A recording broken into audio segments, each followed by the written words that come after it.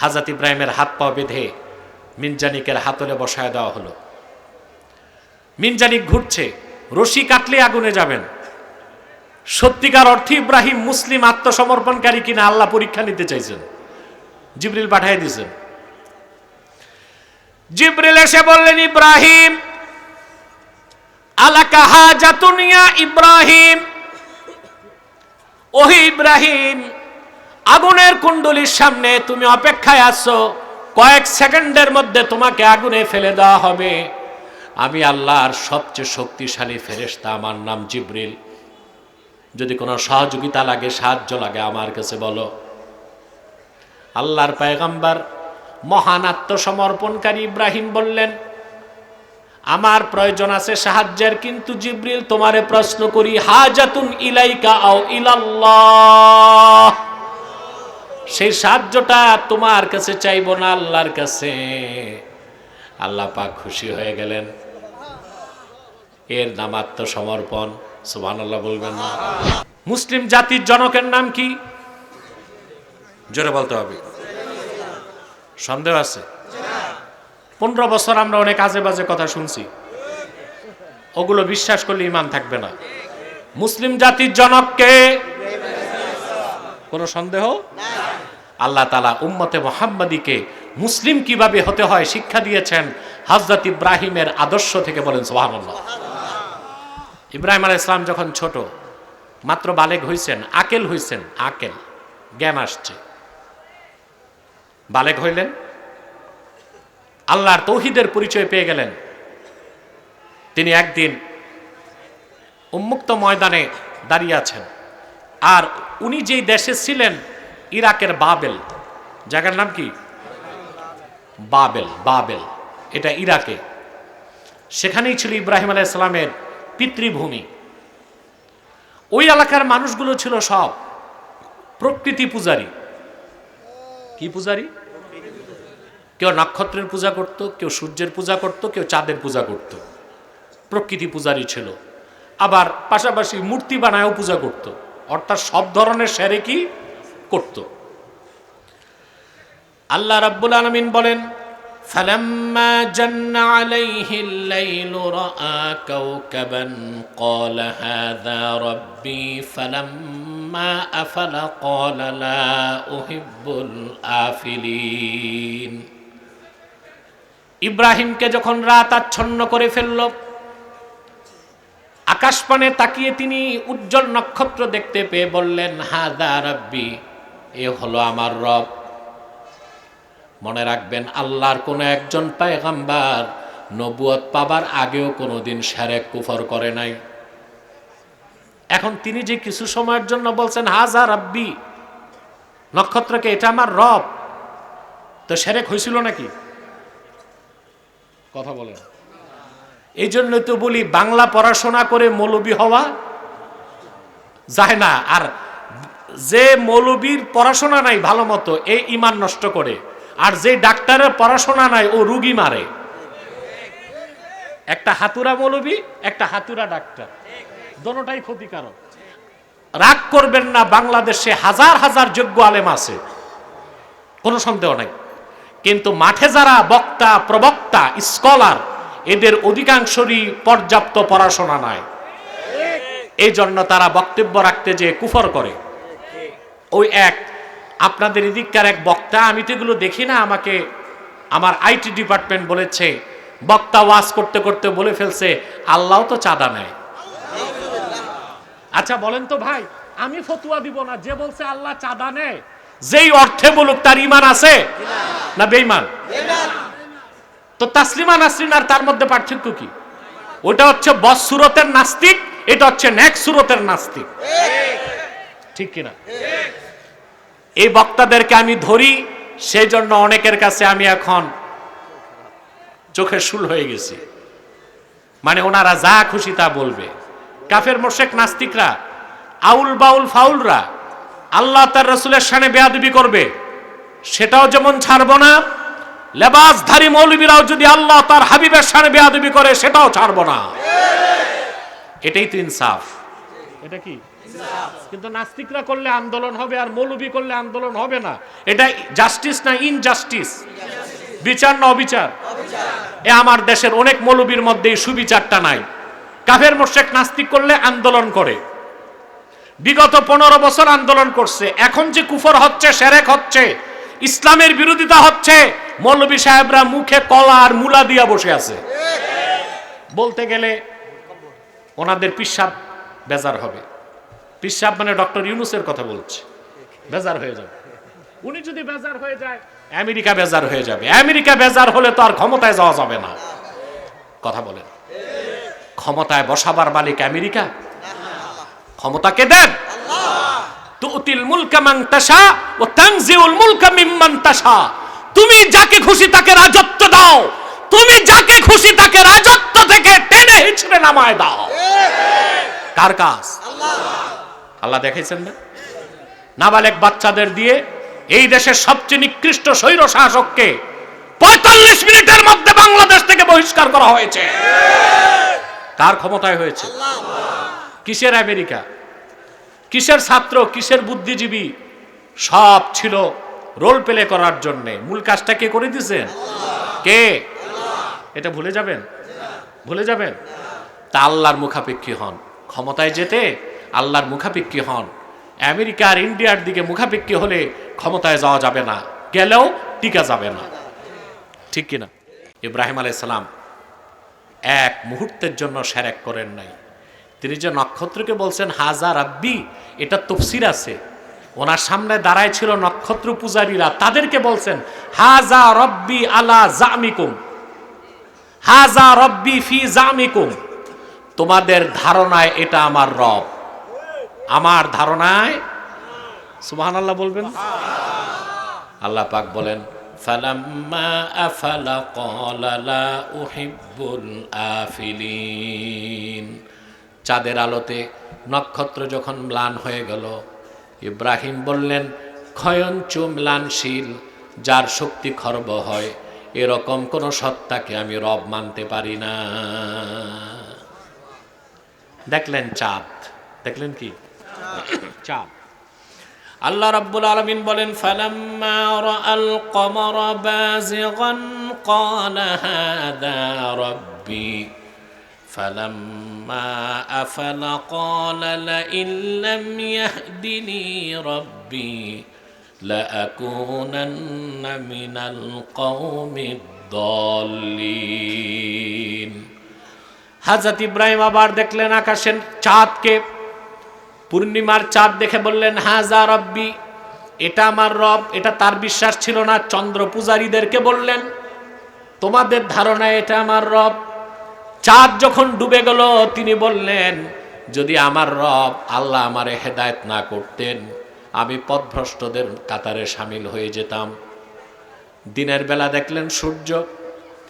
আল্লাহ পাক বলেন فلما رأى الشمس بازغة قال هذا ربي هذا أكبر فلما أفلت قال يا قوم إني بريء مما تشركون। সূর্য দেখলেন, দেখে বললেন এটা সবচেয়ে বড়, এটা আমার রব। তার বিশ্বাস ছিল না। সূর্য পূজারীদেরকে বললেন তোমাদের ধারণায় এটা আমার রব। সূর্য যখন ডুবে গেল, তিনি বললেন মুশরিকরা, পৌত্তলিকরা, অংশীবাদীরা, তোমরা যে জিনিসগুলোকে আল্লাহর সাথে শরীক করো, এই সব শিরক থেকে আমি ইব্রাহিম পবিত্র। শোনো আমার রবকে। ইন্নী ওয়াজ্জাহতু ওয়াজহিয়া লিল্লাযী ফাতারাস সামাওয়াতি ওয়াল আরদা হানিফা ওয়া মা আনা মিনাল মুশরিকিন। ইন্নী ওয়াজ্জাহতু ওয়াজহিয়া লিল্লাযী ফাতারাস সামাওয়াতি ওয়াল আরদা হানিফা ওয়া মা আনা মিনাল মুশরিকিন। আমি সেই মহান সত্তার মুখাপেক্ষী হলাম, যিনি আল্লাহ, যিনি আকাশ ও জমিন এত দুবয়ের মাঝে সবকিছু সৃষ্টি করেছেন।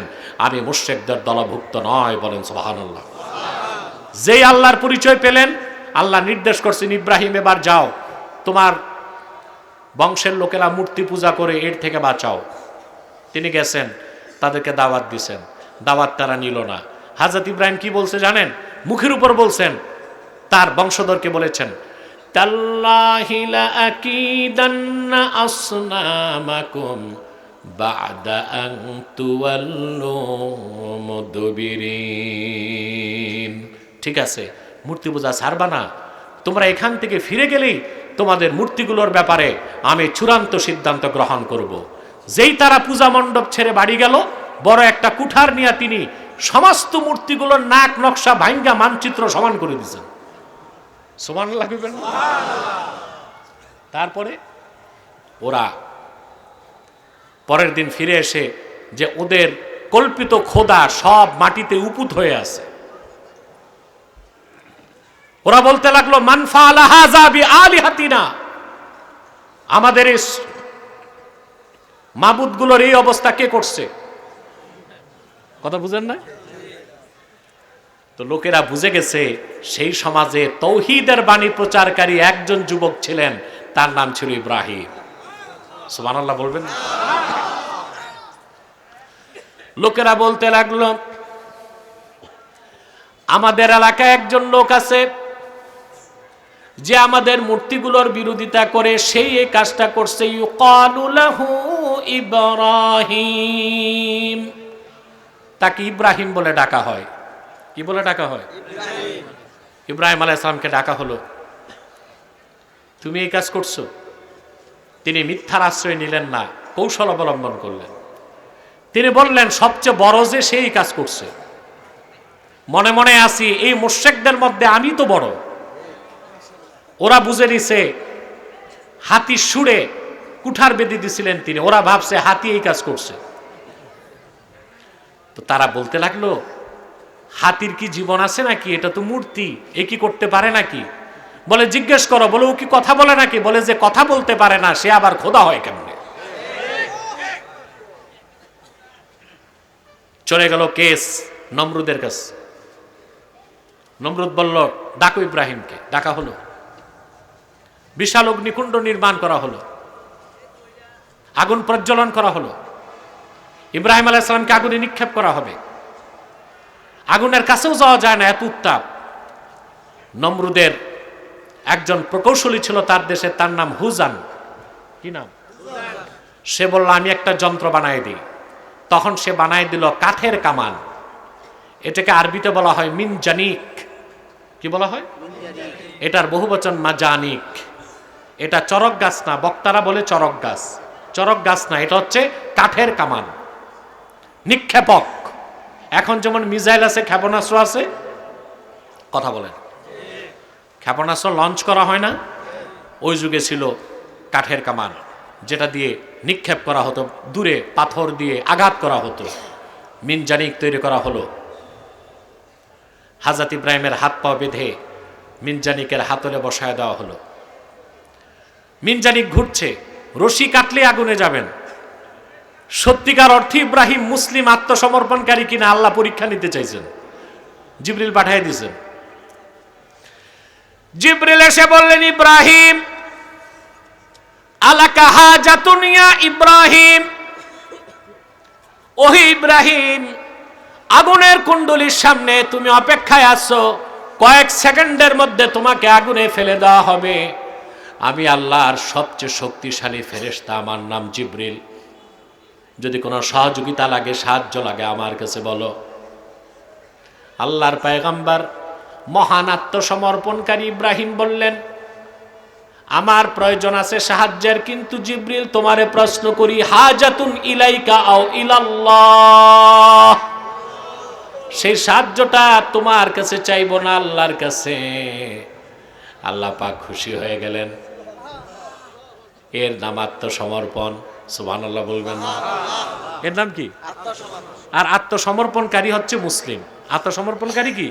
মুসলিম। আল্লাহ বলেছেন, পরিপূর্ণ মুসলিম না হয়ে মৃত্যুকে আলিঙ্গন করো না। কথাগুলো বুঝতেছেন? আরো জরুরি কথাগুলো আমি খুব দ্রুত বলে ফেলছি। প্রিয় বন্ধুগণ, মিনজানিক ঘুরতে লাগলো, রশি কেটে দেওয়া হলো, ছিটকে হযরত ইব্রাহিম আগুনের কাছে চলে গেলেন। সহিহ বুখারী সাক্ষ্য দেয়, আগুন হযরত ইব্রাহিমের শরীরে লাগার আগে তিনি পড়তে লাগলেন হাসবিয়াল্লাহু ওয়া নি'মাল ওয়াকিল। আল্লাহু আকবার। আগুন স্পর্শ হওয়ার আগে পড়ছেন হাসবিয়াল্লাহু ওয়া নি'মাল ওয়াকিল। আমার জন্য আল্লাহই যথেষ্ট, আল্লাহই আমার উত্তম অভিভাবক। বলেন সুবহানাল্লাহ। সহিহ বুখারীতে এসেছে রাসূলুল্লাহ সাল্লাল্লাহু আলাইহি সাল্লাম ইরশাদ করেছেন হাসবিয়াল্লাহু ওয়া নি'মাল ওয়াকিল ক্বালাহা ইব্রাহিম হিনা উলকিয়া ফিন-নার। হযরত ইব্রাহিমকে যখন আগুনের মধ্যে নিক্ষেপ করা হয়েছে তখন তিনি নিরাশ হন নাই, তিনি এই দোয়াটা পড়ছেন হাসবিয়াল্লাহু ওয়া নি'মাল ওয়াকিল। আল্লাহ আমার জন্য যথেষ্ট, তিনি উত্তম অভিভাবক। বলেন সুবহানাল্লাহ। আমলটা মনে থাকবে? আপনাদের মনে থাকে না? ভূমিকম্প আসলে আজান দেন, ভূমিকম্প গেছে ডিজে পার্টি দেয়। ইব্রাহিম আলাইহিস সালাম আগুন স্পর্শ করার আগে নিরাশ হইলেন না, ভরসা করলেন কার উপর? এটাই ইসলাম, এটি আত্মসমর্পণ। সুবহানাল্লাহ বলেন। চলে গেলেন আগুনে, আগুনের কুণ্ডলীকে আল্লাহ ফুলের বাগান বানায় দিলেন। কাসাসুল কোরআনে ইবনে কাসির নকল করেছেন ইব্রাহিম আলাইহিস সালাম আগুনে চলে যাবার পর উনি যাকে বাবা বলতেন, অনেকের মতে চাচা আজার, কি চাচাকেও আব্বা বলা হয়, কি বলা হয়?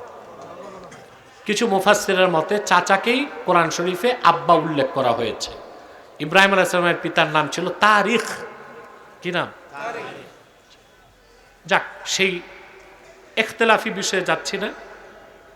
আজার নমরুদের প্রাসাদের ছাদে উঠছে, দেখতে ইব্রাহিম আলাইহিস সালামের কি শাস্তি হলো। কাসাসুল কোরআনে ইবনে কাসির লেখেন, নমরুদ তাকায় দেখলো আগুনের লেলিহান শিখার নিচে একটি সবুজ বাগানে ইব্রাহিম আলাইহিস সালাম ভ্রমণ করছেন। আফসোস করে তখন সে বলে ফেলল, নেমার রাব্বু রাব্বুকা ইয়া ইব্রাহিম। আসলে ইব্রাহিম, তোমার রব আল্লাহ, তিনি কত উত্তম অভিভাবক রব। আসলে উনি ছাড়া কোনো রব নাই। আমরা তোমার আগুনের কুণ্ডলিতে দিলাম, সে আগুনের কুণ্ডলীকে তোমার রব তোমার জন্য বাগান বানায় দিলেন। বেরিয়ে আসলেন, অসংখ্য লোক ঈমান এনে ফেললো। এর মধ্যে ছিল ওনার ভাতিজা লূত আলাইহিস সালাম। কি নাম? আল্লাহ হযরত লূতকেও নবী বানায় দিয়েছেন। হযরত লূতকে তিনি দায়িত্ব দিয়ে একদিকে পাঠিয়ে দিলেন, অসংখ্য লোক মুসলমান হলো। নমরুদ ক্ষিপ্র হয়ে গেল। হযরত ইব্রাহিম দেশ ছাড়তে বাধ্য হলেন। কার খুশির জন্য? চলে গেলেন কেনান থেকে, চলে গেলেন ইরাক থেকে মিশর হয়ে কেনান, বর্তমান ফিলিস্তিন। বর্তমান এই জোনটা ফিলিস্তিন, যেখানে বাইতুল মুকাদ্দাস, আর বাইতুল মুকাদ্দাসের কাছেই ইব্রাহিম খলিলের রওজা। বলেন সুবহানাল্লাহ। আমার ভাইয়েরা, কেনান চলে যাবার পরে আল্লাহর পক্ষ থেকে নির্দেশ আসলো ইব্রাহিম খলিলের প্রতি, ইব্রাহিম তুমি তোমার একমাত্র সন্তান ইসমাইল, তখন হযরত ইসহাক হন নাই, হযরত ইসহাক থেকে বড় ছিলেন ইসমাইল, তুমি তোমার স্ত্রী হাজেরাকে আর সন্তানকে মক্কায় রেখে আসো। তখন মক্কার নাম ছিল বাক্কা। কি ছিল? পরে নাম হইল মক্কা। সুবহানাল্লাহ। বাক্কা কেন বলা হয়? মক্কাকে বাক্কা কেন বলা হয়েছে? কোরআনেও আল্লাহ বি বাক্কাতা বলছেন, বলছেন না? বাক্কা মানে বাক্কা ইয়াবুক্কু তাবুক্কু, অর্থাৎ চূর্ণকারী, চূর্ণ করে, যে কি করে? সুম্মিয়াতিল মাক্কাতু বাক্কা লিআন্নাহা তাবুক্কু আনাকাল জাবাবিরা। পৃথিবীর যত শক্তিশালী অত্যাচারী মক্কায় ঢুকতে চাইছে, মক্কা তাদের গর্দানগুলো চূর্ণ করে দিয়েছে। বলেন সুবহানাল্লাহ। কারণ মক্কা হচ্ছে আল্লাহর আখিরি নবী মুহাম্মদ সাল্লাল্লাহু আলাইহি সাল্লামের মাউলিদ। বলেন সুবহানাল্লাহ। সেজন্য রোজে আজাল থেকে এখন পর্যন্ত আল্লাহ মক্কাকে হেফাজত করছেন, কিয়ামত তক হেফাজত করবেন। বলেন সুবহানাল্লাহ। তার হাবিবের খাতিরে। বলেন সুবহানাল্লাহ। ফকিহদের মধ্যে মতভেদ আছে বেশি শ্রেষ্ঠ মক্কা না মদিনা। বুঝতে পারছেন? সবচেয়ে গ্রহণযোগ্য মত হচ্ছে ইমাম মালিক রহমতুল্লাহ বলেছেন মক্কার চেয়েও মদিনা মুনাওয়ারার ফজিলত বেশি। সুবহানাল্লাহ বলবেন না? আমাদের দেশে ইহুদি টাইপের কিছু মৌলবি বের হয়েছে যারা হাজী সাহেবদেরকে বলে হজ করতে মক্কায় যাবেন, মদিনা মুনাওয়ারায় যাওয়ার দরকার কি? এই কথা যে মৌলবি বলে, খোদার কসম ইহুদিদের পয়সা খাইছে, আমার তাতে সন্দেহ না। মানুষকে নিরাসক্ত করে কথা বলে না। তা আপনি বলতে পারেন হুজুর মদিনা মুনাওয়ারায় যাওয়া তো হজের কোনো ফরজ কাজ না। ফেকার দৃষ্টিতে ঠিক আছে, ফেকার দৃষ্টিতে, কিন্তু এমন একজন মুসলিম পাবেন, মুমিন মুসলমান, যে হজ করতে মক্কায় চলে গেছে কিন্তু মদিনা মুনাওয়ারায় যাবে না। কথা বলেন। যদি না যায় তো বুঝতে হবে রাসূলুল্লাহর মহব্বত আর তাজিম তার অন্তরে নাই। তো রাসূলুল্লাহর মহব্বত আর তাজিম যার অন্তরে নাই ও তো মুমিনই হয় নাই, ওর আবার কিসের হজ? ওর আবার কিসের হজ? তো মক্কার নাম ছিল বাক্কা, আল্লাহ করে দিলেন মক্কা। সুবহানাল্লাহ। হযরত ইব্রাহিম ইসমাইলকে নিয়ে আর হাজেরাকে নিয়ে চলে গেলেন মক্কায়। সেখানে কাবা ঘরের কোনো চিহ্ন তখন নাই। কথা বুঝতে পারছেন? সাফা মারওয়া পার হয়ে তিনি যেখানে জমজম কূপ, এখানে স্ত্রীকে বসালেন, সন্তানকে কোলে দিলেন, শুকনা খেজুর আর পানি হাতে দিলেন, তারপর তিনি চলে যাচ্ছেন। নির্জন নিভৃত, মানুষ নাই, জনশূন্য এলাকা, সেখানে স্ত্রী আর সন্তানকে রেখে চলে যাচ্ছেন। আসলে ইব্রাহিম আত্মসমর্পণ করছে কিনা এটাও ছিল পরীক্ষা। সুবহানাল্লাহ। মুসলিম মানি হইল না। মুসলিম মানি ঈমান আনার পর যে আল্লাহর কাছে আত্মসমর্পণ করে সে মুসলিম। সে কি? আগে ঈমান তারপরে ইসলাম। ঈমান না এনে মুসলিম হবার কোনো সুযোগ থাকতে পারে না। কথা বুঝতে পারছেন? প্রিয় বন্ধুগণ, হযরত ইব্রাহিম আপন স্ত্রী আর ছোট্ট বাচ্চাটা রেখে ফিরে যাচ্ছেন। বুখারী শরীফ সাক্ষ্য দেয় পিছন দিক থেকে ফানাদাতহু উম্মু ইসমাইল, ইসমাইলের মা। সুবহানাল্লাহ। কোরআন হাদিসে মহিলাদের নাম কম নেওয়া হয়েছে, এটা জানেন তো? মহিলাদের নাম কম নেওয়া হয়েছে কারণ মহিলা জিনিসটাই পর্দা। জিনিসটাই কি? পর্দার। আমরা তো মহিলাদেরকে এখন নির্বাচনে নামাই দিছি। কথা বলেন। আল্লাহ তাআলা কোরআন শরীফে ফেরাউনের নাম নিছেন, কিন্তু তার স্ত্রী আসিয়া এত বড় মুমিনা, তার নাম নেন নাই। নিছেন? কেন নেন নাই? আল্লাহ চান মহিলাদের নামটাও গোপন থাক। আর ঠিক কিনা ভাই? তা আল্লাহ হাদিস শরীফে এসেছে ফানাদাতহু উম্মু ইসমাইল, ইসমাইলের মা হযরত ইব্রাহিমকে ডাক দিলেন। কি নাম ছিল? কথা বলেন। হাজের। বুখারী শরীফে আরেক জায়গায় আসছে হাজের, হাজেরা, দুটোই বলা যায়। ইব্রাহিম আলাইহিস সালামের স্ত্রী কয়জন ছিল? 3 জন। সাররা, হাজেরা, আরেক স্ত্রীর নাম ছিল কুতায়রা। কি নাম ছিল? তৃতীয় স্ত্রী ছিল। এই তথ্যটা পাবেন তাফসীর মাআলিমুত তানজিল, তাফসীর বাগাবীতে। হযরত হাজেরা 3 বার ডাকলেন, ইব্রাহিম আলাইহিস সালাম ফিরে তাকান না। যদি তাকাইলে মহব্বত আসে, আল্লাহর হুকুম তো মানতে পারবো না। শেষবার হযরত ইসমাইলের মা হাজেরা ডাক দিয়ে বললেন, ইব্রাহিম, জনমানব শূন্য নির্জন জায়গায় একা একই মার সন্তান রেখে চলে যাচ্ছেন, কোনো জবাব নাই কেন? জানতে চাই এটা কি আল্লাহর হুকুমে না মন গড়া কাজ? হযরত ইব্রাহিম মুখ না ফিরিয়ে বললেন, শুনে রাখো হাজেরা, আল্লাহর গোলাম ইব্রাহিম আল্লাহর হুকুমের বাইরে একটা কদমও ফেলতে পারে না। হযরত ইসমাইলের মা শান্ত হয়ে গেলেন। যদি এটাই আল্লাহর হুকুম হয় আমার কোনো আপত্তি নাই। সংক্ষেপে কথাটা বলছি, ইব্রাহিম আলাইহিস সালাম চলে আসলেন। পানির সন্ধানে তিনি ডানে বামে তাকান, পানি নাই। সাফা মারওয়া একবার দৌড়ান, আবার মারওয়ায়, আবার সাফায়। পানির জন্য 7 বার দৌড়ালেন।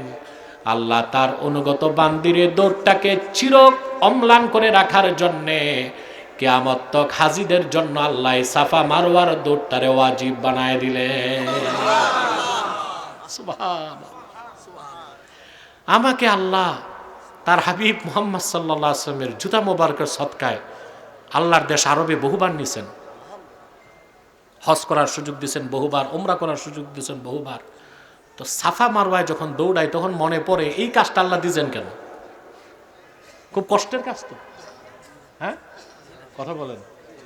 আপনি জানেন 7 বার দৌড়ালে সাফা থেকে মারওয়া কত হয়? 3.5 মাইল। কত?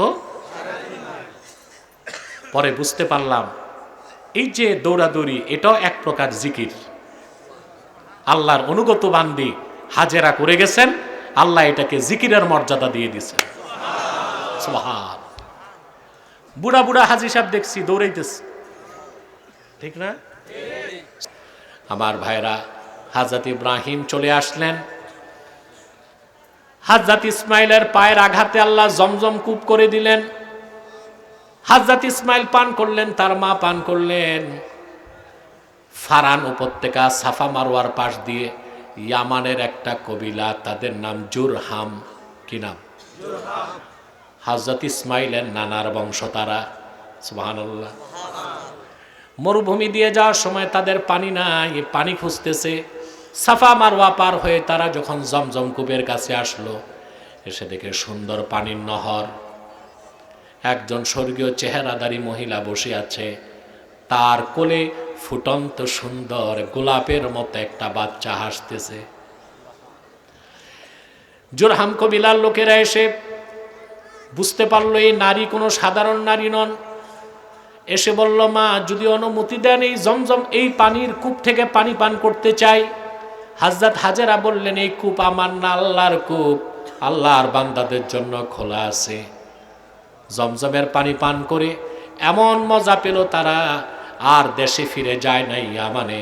হযরত হাজেরার অনুমতি নিয়ে সাফা মারওয়ার চারপাশে বাড়িঘর বানায় নিল। বলেন সুবহানাল্লাহ। 7 বছর পর হযরত ইব্রাহিম ফিরে আসলেন। কত বছর পর? কোরআন শরীফে বয়স নাই। আল্লাহ বলেছেন, ফালাম্মা বালাগা মাআহু সাইয়া, যখন হযরত ইসমাইল দৌড়াদৌড়ির বয়সে পৌঁছলো। তো অধিক সংখ্যক মুফাসসিরের মতে 7, কোন মুফাসসির লেখছেন 13 বছর, কেউ কেউ বলছেন 18 বছর, ওইটা মানা যায় না, 7 বা 13। এই বয়সে সন্তান দৌড়াদৌড়ি করে। হযরত ইব্রাহিম এসে সন্তানকে বুকে জড়ায় নিলেন। চলে আসলো আবার পরীক্ষা, আত্মসমর্পণ করে কিনা ইব্রাহিম। আল্লাহ স্বপ্নে দেখায় দিলেন, ইব্রাহিম তোমার সবচেয়ে প্রিয় আদরের জিনিসটা আমার জন্য কোরবানি করো। চিন্তা করেন, আল্লাহর হুকুমে তিনি আগুনের কুণ্ডলিতে গেলেন, আল্লাহর হুকুমে দেশ ছাড়লেন, আল্লাহর হুকুমে স্ত্রী সন্তান মরুভূমিতে রেখে গেলেন। 1 যুগ পরে সন্তান কোলে পাওয়ার পর আল্লাহ হুকুম করলেন, ইব্রাহিম তুমি তোমার সবচেয়ে প্রিয় বিষয়টা জিনিসটারে কোরবানি করো। তিনি বুঝতে পারলেন আমার সবচেয়ে প্রিয় আমার কলিজার টুকরা ইসমাইল। সন্তানকে বুকের সাথে জড়ায় বললেন, সন্তান আমি একটা স্বপ্ন দেখছি, আমি একটা। হযরত ইব্রাহিম বললেন, ইয়া বুনাইয়া ইন্নী আরা ফিল মানামি আন্নী আযবাহুক ফানজুর মাযা তারা। প্রিয় কলিজার টুকরা সন্তান, আমি স্বপ্নে দেখলাম আমি তোমাকে জবা করছি, এখন তুমি চিন্তা করো বিষয়টা কি, কি করব আমি।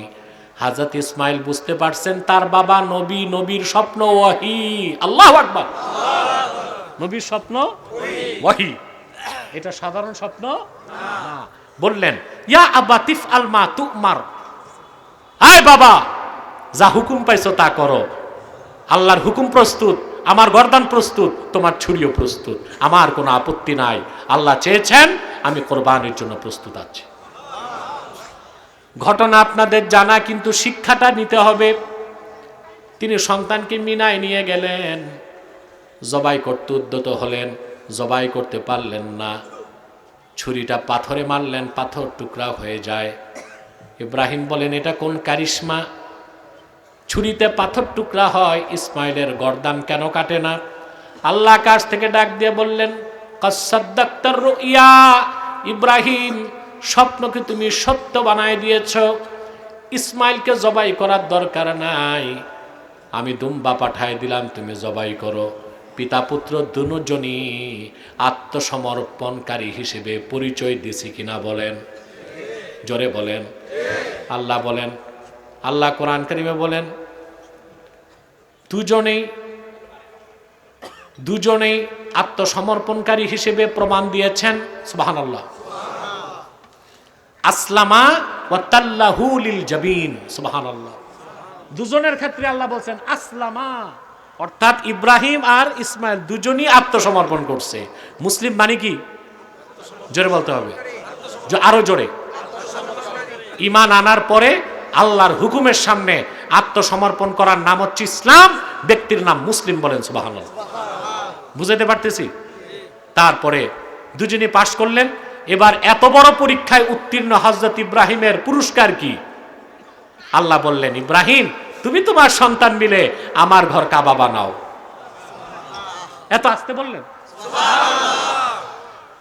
হযরত ইব্রাহিম বলেন, আল্লাহ কোথায় বানাবো?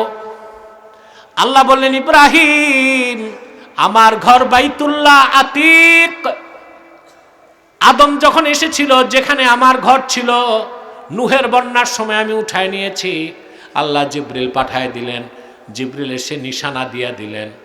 ওই নিশানা বরাবর ইব্রাহিম আর ইসমাইল মিলে আল্লাহর ঘর কাবা বানায় দিলেন। আল্লাহ পাক তারপর ঘোষণা করলেন, মিল্লাত আবিকুম ইব্রাহিম হুয়া সাম্মাকুমুল মুসলিমিন। তোমাদের মিল্লাতের জনক হচ্ছেন জাতির পিতা ইব্রাহিম, তিনি তোমাদের নামকরণ করেছেন মুসলিমিন। বলেন সুবহানাল্লাহ। তা আমাদের পরিচয় কি? জোরে বলতে হবে। আমার ভাইয়েরা, এবার আবার শুরু থেকে একটু বলে দিচ্ছি, তাহলে পুরো আয়াতের তাফসীরটা বুঝতে পারবেন। আল্লাহর পক্ষ থেকে যত নবী পূর্বে এসেছেন, প্রত্যেক নবীর উম্মতের যারা ঈমানদার ছিল তাদের নাম কি ছিল? কি ওয়াজ শুনাইলাম? কি নাম ছিল? ১৫০০ বছর আগে আল্লাহর আখিরি নবী মুহাম্মদ সাল্লাল্লাহু আলাইহি ওয়াসাল্লামকে প্রেরণ করে আল্লাহ তাআলা নবুয়ত ও রিসালাতের দরজা বন্ধ করে দিয়েছেন, দ্বীনকে পরিপূর্ণ করে দিয়েছেন। এই দ্বীনকে যারা বিশ্বাস করবে, ঈমান আনবে, তারা উম্মতে মুহাম্মাদি, তাদের সবচেয়ে বড় পরিচয় মুসলিমিন, মুসলমান। সেজন্য আল্লাহ উম্মতে মুহাম্মাদিকে বলেছেন, ইয়া আইয়ুহাল্লাযীনা আমানুত্তাকুল্লাহা হাক্কা তুকাতিহি ওয়া লা তামুতুন্না ইল্লা ওয়া আনতুম মুসলিমুন। হে ইমানদারগণ, তোমরা যারা ঈমান এনেছো, আল্লাহকে পুরাপুরি ভয় করো আর পরিপূর্ণ মুসলিম না হয়ে মৃত্যু বরণ করো না।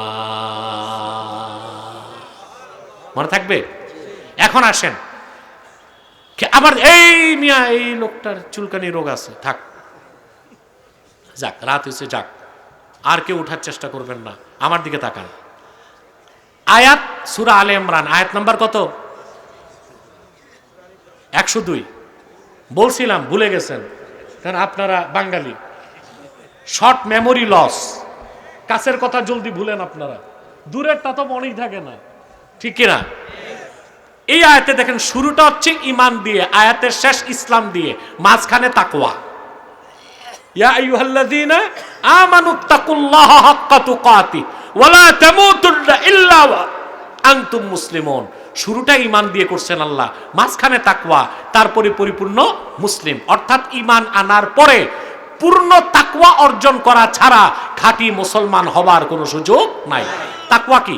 তাকওয়া হচ্ছে শরীয়তকে বিশ্বাস করা, মানা। অর্থাৎ আল্লাহ ও তার রাসূল নূর নবীজি আমার মুহাম্মদ সাল্লাল্লাহু আলাইহি ওয়াসাল্লাম যেটা হালাল করেছেন সেটাকে হালাল জানা, যেটা হারাম করেছেন সেটাকে হারাম জানা, যা আদেশ করেছেন তা গ্রহণ করা, যা নিষেধ করেছেন তা ছেড়ে দেওয়া, এটাই তো শরীয়ত। এই শরীয়ত বাদ দিলে ইসলামের অস্তিত্ব থাকে? তা বাউলরা তো শরীয়ত মানে না, তাদেরকে মুসলমান বলার সুযোগ আছে? এই জন্য তারা নিজেরাই বলে কে আমি মুসলিম না হিন্দু জানি না, আমি মানুষ। এবার বলেন বাউলরা ফাউল কিনা? জোরে বলেন। তাদের মধ্যে যারা শরীয়ত মানে না তারা মুসলমান না কাফের? সবাইকে কাফের বলছি না, বাউলদের মধ্যে ভালো থাকতে পারে, কিন্তু ভালোটাও হয়েছে 420। বাউলদের মধ্যে যেটা ভালো ওটা কি 420, কিন্তু আর যেটা শরীয়ত বিশ্বাস করে না ওইটা নিঃসন্দেহে কাফের। এই শরীয়ত বিশ্বাসটাই তাকওয়া। শরীয়ত বিশ্বাসটাই কি? আল্লাহ বলেছেন এটা খাও, এটা খেও না, হুকুম আছে, নিষেধ আছে, ঠিক কিনা? আল্লাহ বলেছেন মা আতাকুমুর রাসূলু ফাখুযুহু ওয়া মা নাহাকুম আনহু ফান্তাহু।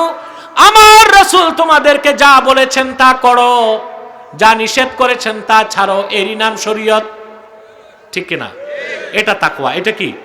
এই তাকওয়া অর্জন করা ছাড়া আপনি মুমিন হলেও খাঁটি মুসলিম হতে পারবেন না। অতএব আল্লাহর নির্দেশ, আমরা যারা মুমিন আমাদেরকে পুরা মুসলিম হতে হবে।